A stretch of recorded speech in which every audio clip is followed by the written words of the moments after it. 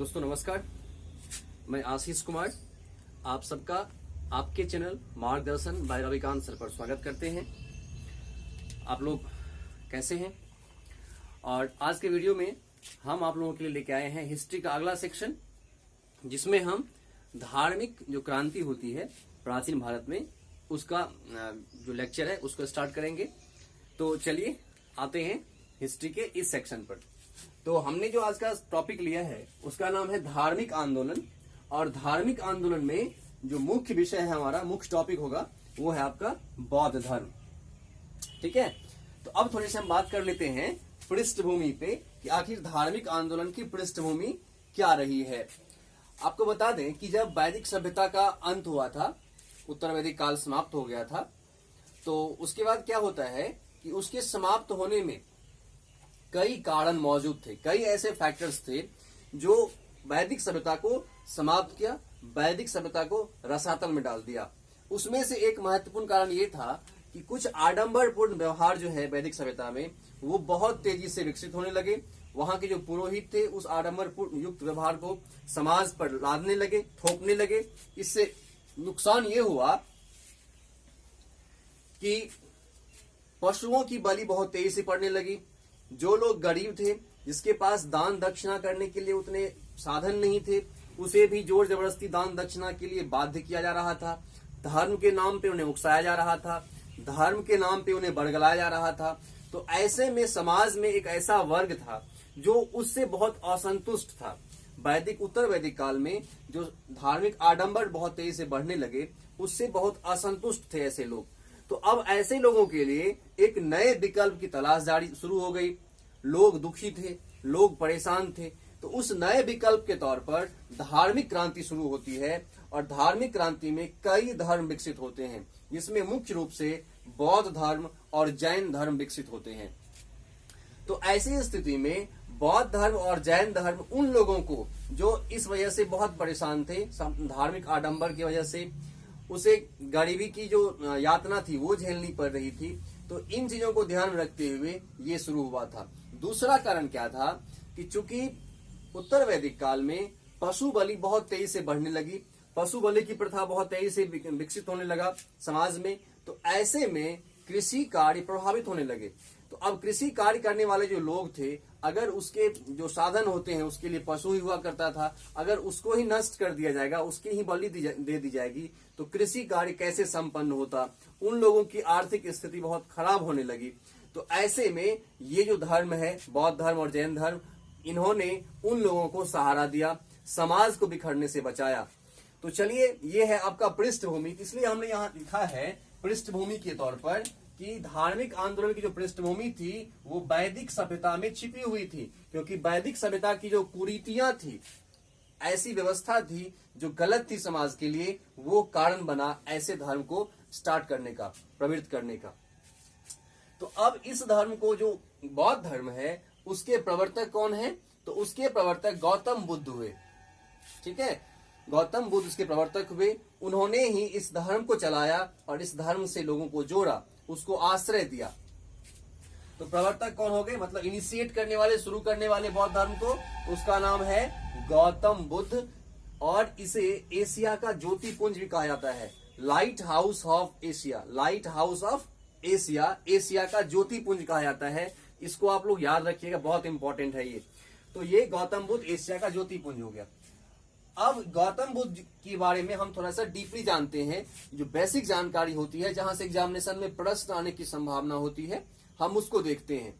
तो गौतम बुद्ध का जन्म जो होता है, इस जन्म की स्थिति को कमल कहा जाता है। कमल के साथ इसको सिंबोलाइज किया जाता है, इसका प्रतीक है कमल, कि कमल का खिलना। क्यों? क्योंकि गौतम बुद्ध का जन्म हुआ, ऐसे महापुरुष का जन्म हुआ जिसने समाज को एक नई दिशा दिखाई, समाज को बिखरने से बचाया। तो इसीलिए इस घटना को कमल के साथ जोड़ के देखा जाता है, कमल का खिलना। तो आपका हो गया जन्म, इसका कमल खिलने से ये आपका ये सिंबोलाइज होता है। अब इनका जन्म कब होता है? इनका जन्म होता है 563 ईसा पूर्व में, 563 ईसा पूर्व में। आपको याद होगा कि जो वैदिक सभ्यता होती है उसका पतन जो है वो 600 ईसा पूर्व में होता है। ठीक है, 600 ईसा पूर्व एक माना जाता है एक सीमा रेखा, और उस 600 ईसा पूर्व में क्या होता है, उसका पतन हो जाता है। उसके बाद फिर इनका जन्म होता है 563 ईसा पूर्व में। जन्म कहाँ होता है, यहां से भी प्रश्न आता है, कई इंपॉर्टेंट था। यहाँ लुम्बिनी, जैसे मान लीजिए आप लिखते हैं ना कि बिहार कोई राज का नाम लिखते हैं, तो उस राज को दीजिए, उसके बाद फिर वो डिस्ट्रिक्ट होता है, उसके बाद फिर वो स्थान होता है। उसी प्रकार से कुछ ये है कि नेपाल देश है, वहां पे एक प्रांत हुआ करता था कपिलवस्तु, और कपिलवस्तु के आसपास एक स्थान था लुम्बिनी, तो वहां पे इनका जन्म हुआ था। तो आप इसको याद रखिएगा, लुम्बिनी नामक स्थान पे कपिलवस्तु राज्य में और नेपाल देश में उनका जन्म हुआ था। ठीक है, आप ऐसे मैप देखेंगे ना, ऐसे नेपाल यहाँ है, तो फिर नीचे यहाँ पे उत्तर प्रदेश और बिहार होता है, तो इस प्रकार से यहाँ पे कनेक्ट कर सकते हैं। तो ये यहाँ पे जन्म होता है और यहाँ पे ज्ञान की प्राप्ति बिहार में होता है उनका। ठीक है, इस प्रकार से एक मैप आप देख सकते हैं, वहां पे आपको मिलेगा। चलिए, अब इसके बचपन का नाम क्या था? इनके बचपन का नाम था सिद्धार्थ। इनकी माता कौन थी? माता थी महामाया, जिनकी मृत्यु जन्म के साथ ही हो गई। उनकी माँ की मृत्यु हो गई थी जन्म के साथ, इसको महामाया कहा जाता था। अब इनका पालन पोषण कैसे हुआ? तो पालन पोषण करने के लिए इसकी जो मासी थी, उनका नाम था प्रजापति गौतमी। इनकी मासी का नाम प्रजापति गौतमी था, और इन्होंने ही इनका, गौतम बुद्ध का पालन पोषण किया था। आपको बता दें कि प्रजापति गौतमी ही वो पहली महिला थी जिन्हें गौतम बुद्ध ने अपने बौद्ध धर्म में प्रवेश करवाया था।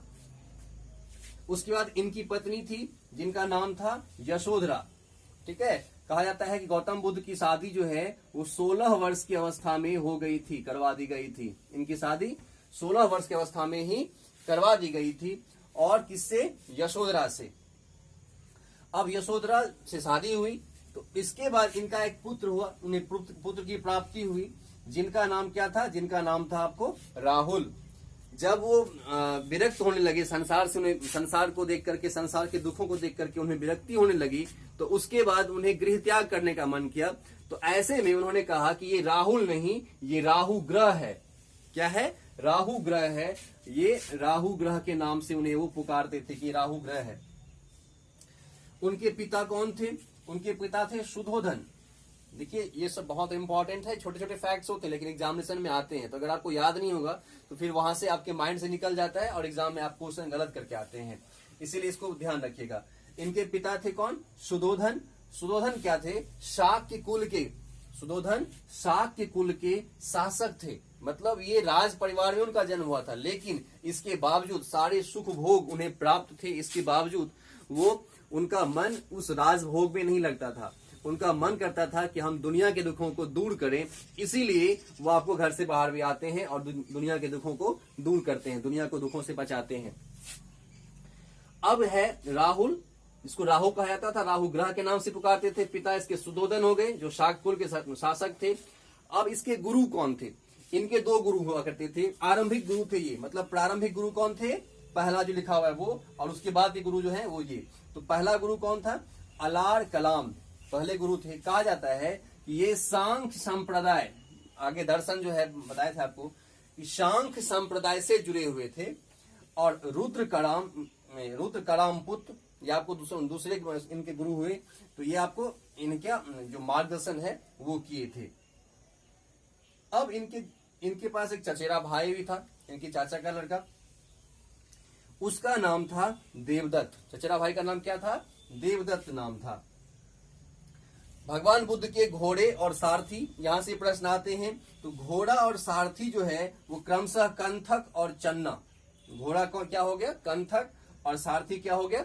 चन्ना। ये इसके घोड़े और सारथी में आता है। अब आते हैं अगला।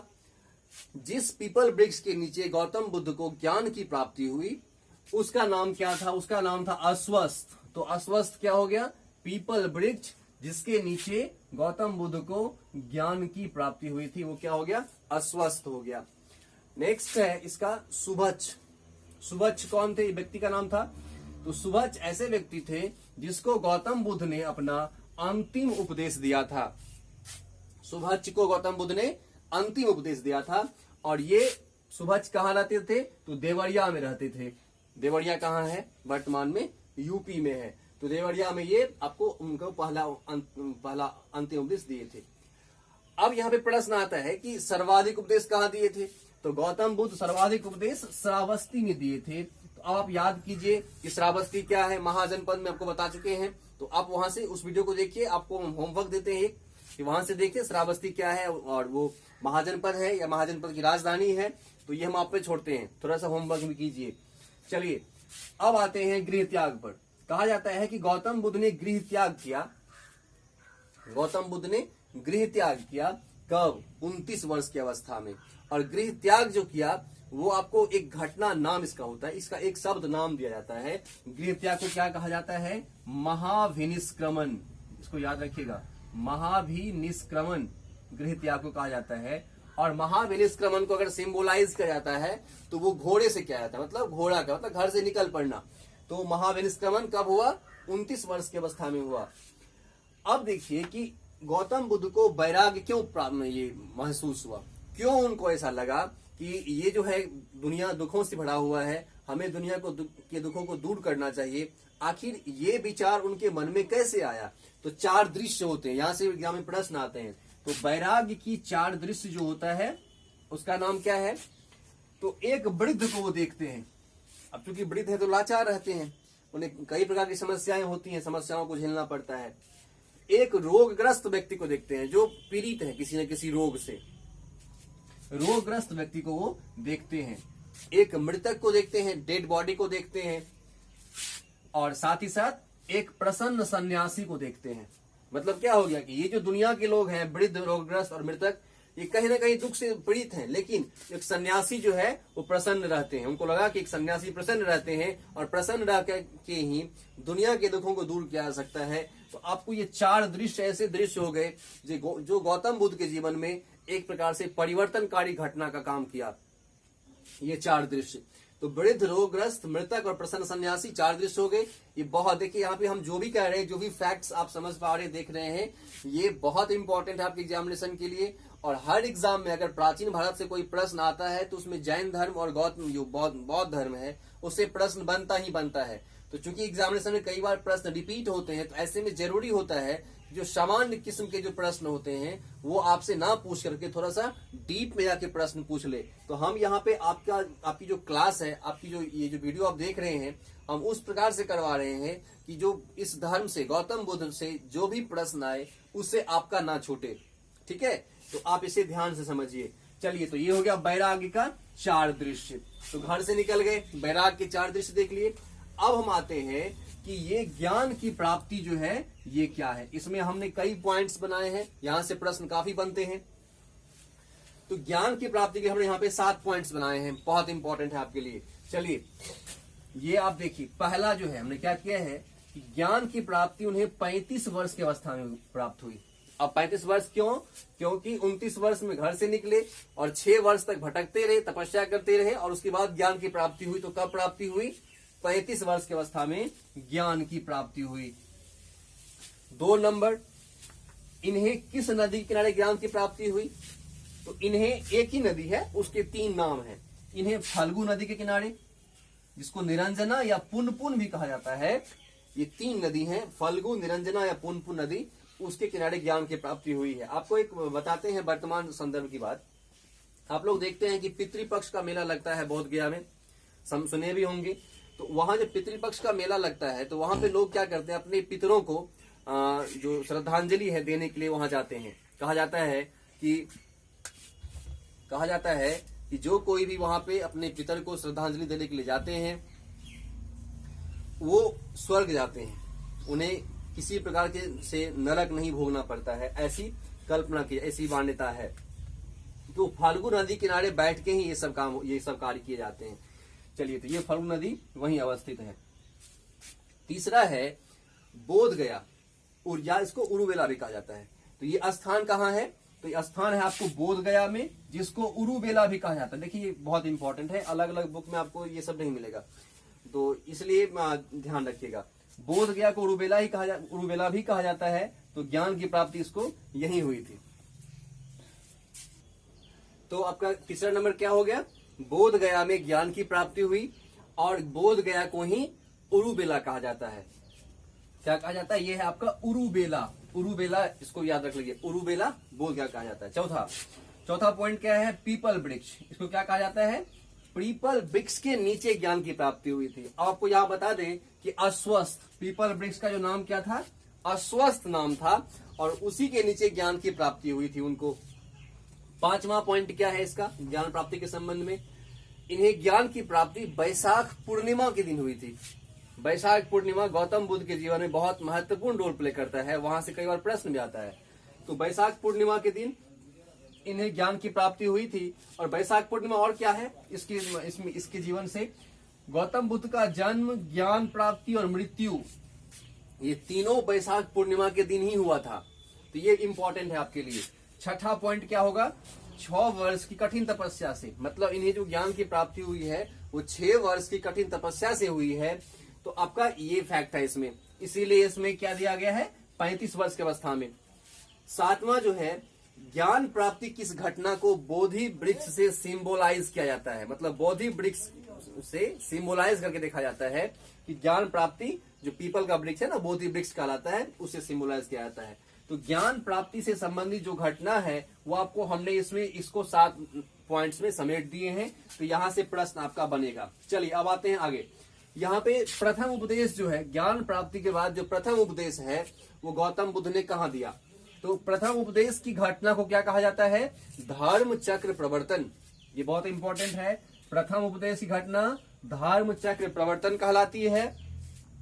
ये हो गया प्रथम उपदेश का पहला पॉइंट। दूसरा पॉइंट क्या हो सकता है इसका, कि ये जो पहला उपदेश है इन्होंने सारनाथ में दिया था। और सारनाथ कहाँ है, उत्तर प्रदेश में है।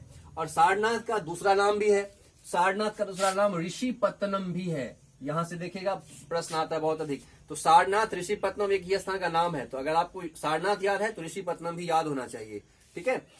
और सारनाथ ऋषिपत्तनम ये उपदेश दिया। और उपदेश की जो भाषा थी वो पाली थी। पाली क्यों थी, क्योंकि जो जहां पे उपदेश दिया जा रहा था उस क्षेत्र के लोग पाली भाषा से ही अधिक अवगत थे, उसकी स्थानीय भाषा थी। उस समय लोग पाली भाषा को ही बेहतर तरीके से समझते थे। मतलब ये कहने का कि गौतम बुद्ध जो कहना चाहते थे वो सुनने वाले के जेहन में आसानी से पहुंच जाए, इसीलिए उनकी अपनी भाषा में उपदेश दिया गया। अपनी भाषा क्या थी उसकी, पाली भाषा थी।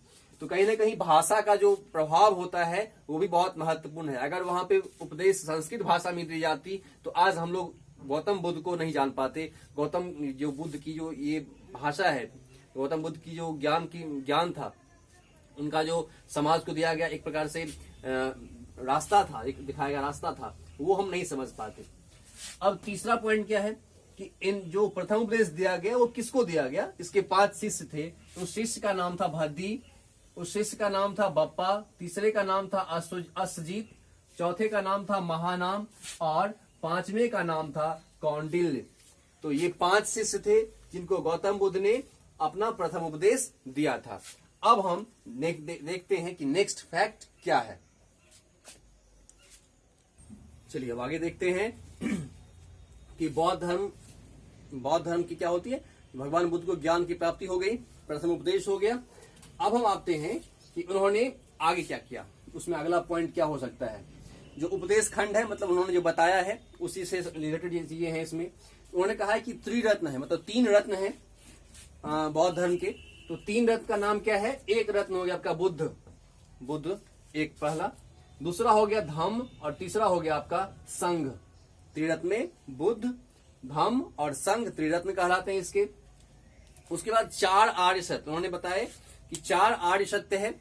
और 4 आर्य सत्य क्या है, पहला है दुख, दूसरा है दुख संप्रदाय, तीसरा है आपका दुख निरोध गामिनी और चौथा है आपका दुख संप्रदाय और दुख निरोध गामिनी और चौथा है प्रतिपदा, इसको दुख प्रतिपदा भी कहते हैं। तो ये 4 आर्य सत्य बताए कि बोले कि ये सत्य है। दुख जो है एक सत्य है, दुनिया में सभी दुखी हैं, ठीक है, सभी दुखी हैं किसी न किसी वजह से। तो ये 4 आर्य सत्य उन्होंने बताए। अब कहा गया कि दुख का कारण क्या है, आखिर वो कौन सा कारण है जिससे लोगों को दुख पहुंचता है, दुख होता है। तो उसका कारण है, दुख का कारण वो है आपका तृष्णा। किसी को बहुत अधिक इच्छा होती है, इच्छा जो होती है ना वो लोगों के दुखों का कारण होता है। कहा जाता है अगर आप इच्छा करते हैं और आपकी इच्छा पूरी नहीं होती है तो आपको दुख होता है। ये कई वजह से हो सकता है, आपके घर परिवार में, आपके अपने रिश्तेदार से, अपने दोस्तों के साथ। तो एकमात्र कारण जो है इच्छा है। तो अगर हम किसी प्रकार से अपनी इच्छा पर विजय प्राप्त कर लेते हैं, अपनी तृष्णा पर विजय प्राप्त कर लें, तो क्या होगा, हमारा दुख दूर हो जाएगा। तो उन्होंने कहा है कि आपकी इच्छा पर विजय प्राप्त कैसे होगी, वो कौन से तरीके हैं जिससे आप अपनी इच्छा को रोक सकते हैं, अपनी इच्छा को कंट्रोल कर सकते हैं। हमें क्रोध आता है, आप लोग देखते हैं ना कि हमें किसी वजह से गुस्सा आता है, हमने किसी से कुछ कहा लेकिन सामने वाले ने हमें हमारे हिसाब से रिप्लाई नहीं किया, तो क्या होता है, हम गुस्सा करने लगते हैं, हमें क्रोध आता है। तो वही क्या है, आपकी इच्छा है। तो आपको क्रोध नहीं आना चाहिए। ठीक है, हमने किसी से कुछ कहा, पूरा नहीं हुआ, कोई बात नहीं, बाद में फिर से पूरा होगा।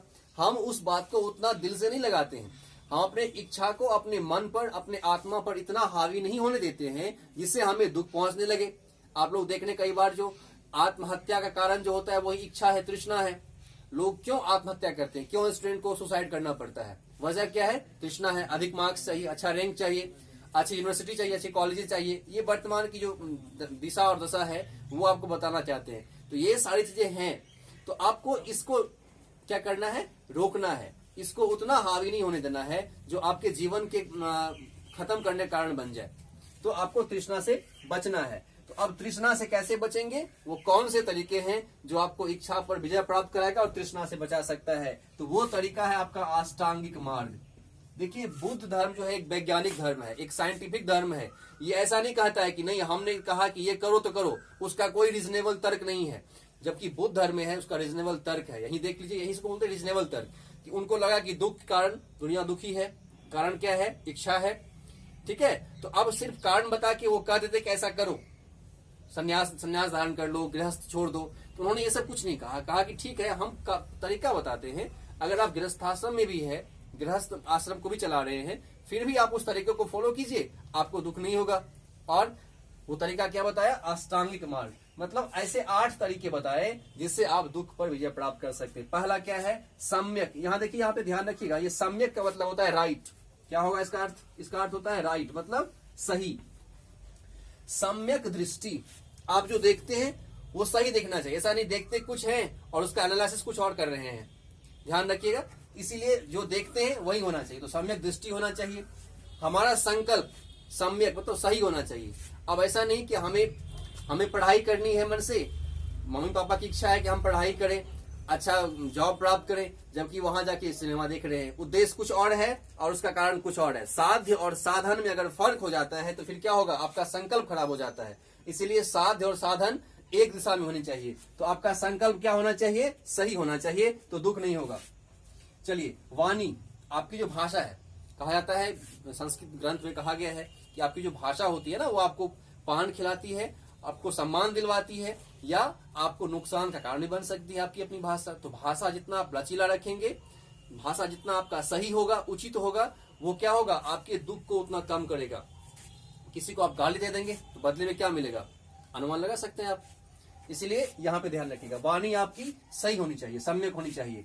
कर्मांत, हम जो एक्शन जो करते हैं, हमारा कई काम होता है, हम बहुत सारे ऐसे कर्म करते हैं, एक्शन करते हैं फिजिकली, तो हमारा कर्म सही होना चाहिए। अगर कर्म सही होगा तो क्या होगा, फल भी अच्छा होगा, फल में कोई डिफरेंशिएट नहीं आएगा। तो सही एक्शन करने से सही फल मिलता है।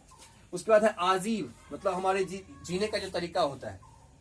व्यायाम, एक्सरसाइज, हम जो व्यायाम करते हैं, एक्सरसाइज सही होना चाहिए, उचित होना चाहिए। स्मृति, हमारी जो मेमोरी होती है वो सही होनी चाहिए। उसके बाद समाधि, जो बुद्ध ने कहा है कि जो समाधि होती है, मतलब ध्यान तपस्या जो होती है, वो भी होनी चाहिए। तो समाधि से भी क्या होगा कि आप अपने दुखों को दूर कर सकते हैं। तो ये 8 ऐसे तरीके होते हैं जिससे क्या होगा, दुख आपका दूर हो जाएगा और आपको किसी प्रकार से चिंता करने की बात नहीं, आपके जीवन में हमेशा उजाला रहेगा। अब आपको बता दें कि यहाँ से प्रश्न बहुत इंपॉर्टेंट, देखिए ये जो है अष्टांगिक मार्ग, ये लिया कहाँ से गया है। तो एक उपनिषद, आपको बताए थे कि उपनिषद की संख्या 108 है। तो उसमें से एक उपनिषद है तैत्तिरीय उपनिषद। ये जो अष्टांगिक मार्ग है, इसे गौतम बुद्ध ने तैत्तिरीय उपनिषद से खोज के निकाला है, अष्टांगिक मार्ग को। ठीक है, ये इंपॉर्टेंट है। आप इस बात के लिए बिल्कुल आश्वस्त रहिए कि यहाँ जो भी कंटेंट आपको दिया जा रहा है वो अपने आप में फुल प्रूफ है, कंप्लीट है। किसी भी एग्जामिनेशन में अगर प्रश्न आता है तो वो आपका नहीं छूटेगा, भले ही बशर्ते कि आप इसको ठीक से ध्यान से पढ़ेंगे। ठीक है, अगला आता है पवित्र दिशा। गौतम बुद्ध, जो बुद्ध धर्म था, उसका पवित्र दिशा क्या था, तो उनके लिए पवित्र दिशा दक्षिण था, दक्षिण को वो पवित्र दिशा मानते थे। उपसंपदा, अगर कोई व्यक्ति संघ में प्रवेश करता था तो इस घटना को उपसंपदा कहा जाता था। बहुत इंपॉर्टेंट है, इस घटना को क्या कहा जाता था, उपसंपदा कहा जाता था।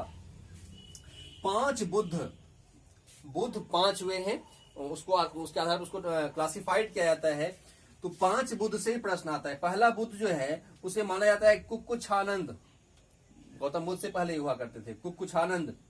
दूसरा बुद्ध कनक को माना जाता है। तीसरा बुद्ध खुद जो शाक्य मुनि है, गौतम बुद्ध कहा जाता है इसको, शाक्य मुनि, गौतम बुद्ध को भी कहा जाता है, ध्यान रखिएगा कि शाक्य मुनि नाम गौतम बुद्ध का ही है, तो शाक्य मुनि। चौथा जो है भावी, मतलब गौतम बुद्ध के बाद जो बुद्ध होंगे उसके लिए नाम दिया गया मैत्रेय, मैत्रेय को भावी बुद्ध कहा जाता है। और अंतिम बुद्ध किसको कहा जाता है, सामंत भद्र को, अंतिम बुद्ध सामंत भद्र को अंतिम बुद्ध कहा जाता है। तो ये आपका हो गया 5 बुद्ध। अब यहाँ आते हैं इसके अनुयायी पर। गौतम बुद्ध के या बौद्ध धर्म के जो अनुयायी थे वो 2 प्रकार के होते थे, एक भिक्षुक और एक उपासक। जो भिक्षुक होते थे वो आपको संघ में जाकर के, बिहार में जाकर के भिक्षा मांगते थे और धर्म का पालन करते थे, जबकि उपासक जो होते थे वो गृहस्थाश्रम में रह करके बौद्ध धर्म की जो उपासना है वो करते थे। तो अनुयायी 2 प्रकार के होते थे। उपदेश, यहाँ पे हम कुछ और कहना चाह रहे हैं उपदेश के बारे में कि आखिर जो फुल प्रूफ जैसे उपदेश होते हैं जो जनरली आप सुनते हैं, आपको एग्जामिनेशन में लिखने में, समझ आने में वो याद रहे, इसलिए यहाँ पे हम उसको यहाँ पे किए हैं कि उपदेश जो है उन्होंने क्या क्या किया। जैसे पहला इसको कह सकते हैं, ये दूसरा और ये तीसरा। मध्यम मार्ग बताया, उन्होंने कहा है बीना का उदाहरण लेकर कि अगर बीना के तार को बहुत ढीला कर देंगे और बहुत टाइट कर देंगे, अगर ढीला करेंगे तो उससे आवाज नहीं निकलेगा, अगर टाइट कर देंगे तो वो टूट जाएगा। तो इस परिस्थिति में हमें उतना ही उसको टाइट करना चाहिए, उतना ही उसमें तन्यता देनी चाहिए जिससे वो आवाज निकले। तो उन्होंने मध्य मार्ग को बताया कि अगर मध्यम मार्ग से चलेंगे, बीच का रास्ता चुनेंगे हम, तो इससे हमें कभी दुख नहीं होगा। आजकल जो भारत का जो विदेश नीति निर्धारित किया जाता है, जो आपको फाइनेंशियल पॉलिसी होती है, ये फॉरेन पॉलिसी होती है, उसमें मध्यम मार्ग का विशेष ख्याल रखा जाता है। आप देखेंगे कि भारत की जो पुरानी सभ्यता है वो सब मध्यम मार्ग पर चल करके ही आगे बढ़ी है। तो ये मध्यम मार्ग का उन्होंने जिक्र किया है। अगला है अहिंसा और धर्म विनय। उन्होंने अहिंसा को भी बहुत महत्वपूर्ण माना। मतलब अहिंसा जो होती है वो 2 प्रकार से होती है। एक तो आप फिजिकली किसी को मारते हैं, अहिंसा हो किसी को चोट पहुंचाते हैं, जबकि अहिंसा जो है सिर्फ फिजिकली नहीं है, अहिंसा आपको मेंटली भी होता है। अगर आप अपनी भाषा से किसी को दुख पहुंचा रहे हैं तो आप उसको हिंसा कर रहे हैं, उसके साथ हिंसा कर रहे हैं। इसलिए भाषा और फिजिकली आप किसी को दुख ना पहुंचाएं, वो अहिंसा होता है। और पंचशील का सिद्धांत, मतलब 5 ऐसी व्यवस्था, 5 ऐसे जो गुण होते हैं वो आप में होनी चाहिए, जिससे क्या होगा कि आपको दुख नहीं होगा और आपके आसपास के जो लोग होते हैं वो भी किसी प्रकार से दुख का अनुभव नहीं करेंगे। नेक्स्ट है ग्रंथ। अब इस ग्रंथ, जो बौद्ध धर्म के ग्रंथ होते हैं ना, वो 3 महत्वपूर्ण ग्रंथ है। उसको त्रिपिटक कहा जाता है। क्या कहा जाता है? त्रिपिटक कहा जाता है। और उस त्रिपिटक का नाम क्या है? सुत्त पिटक, अभिधम्म पिटक, विनय पिटक और अभिधम्म पिटक। तो सुत्त पिटक जो है इसको आपको विश्वकोश भी कहा जाता है, संस्कृत विश्वकोश। सुत्त पिटक संस्कृत भाषा में लिखी गई है, तो इसको संस्कृत विश्वकोश भी कहा जाता है। इसमें क्या है? इसमें बौद्ध धर्म के धार्मिक विचारों का संग्रह है और भगवान बुद्ध का जो वचन संग्रह है वो सुत्त पिटक में दिया गया है। अगला है विनय पिटक। विनय पिटक जो है इसमें बुद्ध के बौद्ध धर्म के दर्शन और बौद्ध धर्म में जो भिक्षु होते हैं, जो अनुयायी होते हैं, उसके लिए नियम जो है वो बनाए गए हैं। अभिधम्म पिटक, अभिधम्म पिटक जो है इसमें बुद्ध धर्म के दार्शनिक विचारों को रखा गया है, जो भगवान की जो फिलोसॉफिकल जो विचार होते हैं उसको रखा गया, दार्शनिक विचार को रखा गया है। इसके अलावा, इस त्रिपिटक के अलावा एक महत्वपूर्ण ग्रंथ है जिसको बुद्ध चरित्र भी कहा जाता है। इसको याद रखिएगा, यहां से एग्जाम में प्रश्न आता है। बुद्ध चरित्र एक ग्रंथ लिखा गया जिसको लिखने वाले थे अश्वघोष। अश्वघोष ने इसको लिखा है और कहा जाता है कि ये बुद्ध रामायण है। मतलब रामायण की जो महत्व हिंदू धर्म में है वही महत्व आपको बौद्ध धर्म में बुद्ध चरित्र का है। तो यहाँ पे हमने आपके लिए जो फैक्ट्स है बताए हैं। अब अगले वीडियो में जो रेस्ट हिस्सा है वो हम चर्चा करेंगे बौद्ध धर्म का। तो ये वीडियो कैसा लगा आप इसका स्क्रीनशॉट ले लीजिए। ये वीडियो कैसा लगा? अगर अच्छा लगा है तो प्लीज हमें बताइए, हमें अप्रिशिएट कीजिए। हमें अच्छा लगता है कि आप हमें कमेंट करते हैं कि हमें अच्छा लगा, क्यों अच्छा लगा। अगर इसमें कुछ कमियां हैं तो हमें प्लीज बताइए। और आप इसको लाइक कीजिए, इसको शेयर कीजिए, अपने दोस्तों को भी बताइए कि यहाँ क्लासेस हो रही हैं, तो वहां वो भी उससे लाभान्वित होंगे। सब्सक्राइब कीजिए, ठीक है। तो इस वीडियो में इतना ही। अब हम मिलते हैं अगले वीडियो में। आप लोग इसमें इस बात पर पूरा विश्वास रखिएगा कि ये वीडियो आपके लिए कंप्लीट बनाया जा रहा है। बहुत अधिक मेहनत लगता है इसको बनाने में आपके लिए, ठीक है। फ्री ऑफ कॉस्ट है, इसको आप पढ़िए प्लीज, ठीक है।